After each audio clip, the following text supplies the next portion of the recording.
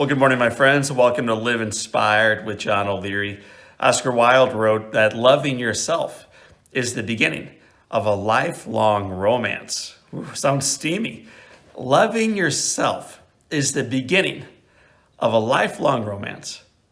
I have the honor of speaking to organizations all around the country and around the world, and on occasion sneaking my way into grade schools or middle schools or high schools. And after speaking to a high school several weeks back, a beautiful young girl came up to me afterwards, kind of gave me a hug, said hello, introduced herself, and then said, Mr. O'Leary, you live a fairy tale life. And she went on to share and unpack all the things that have, in her mind, gone right for me.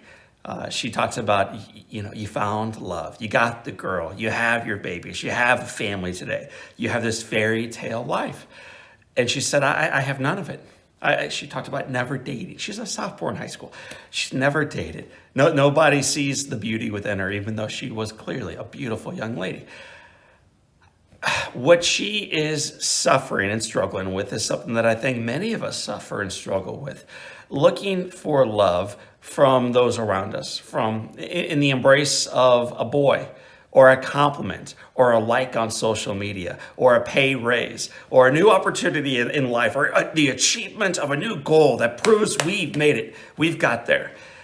And yet, the lifelong romance does not begin in her arms or his arms, does not begin with a like or a success story.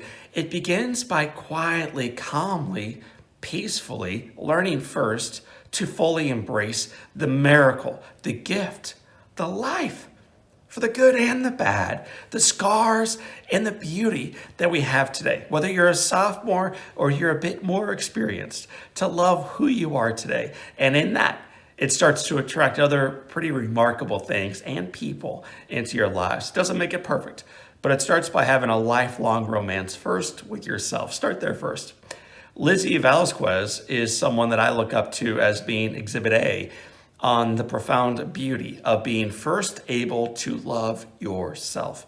Lizzie was born with several significant health issues.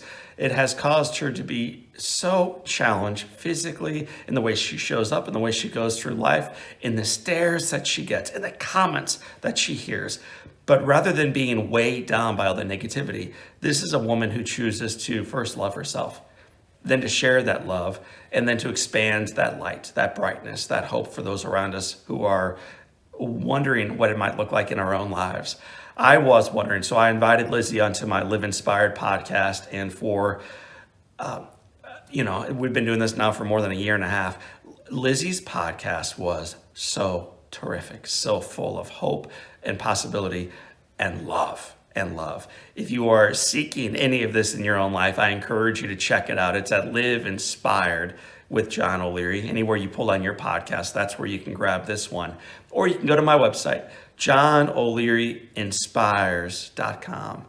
My friends, you're going to love her, and you are going to be reminded as you hear Lizzie's story that the romantic life we seek, that this beautiful fairy tale lifestyle that we long for, begins not out there, not over here, not in someone's embrace, not with a like online, but by loving yourself, by being fully okay with how you show up today. It's enough. It doesn't make it easy, but it's enough. It's the first step forward in the journey.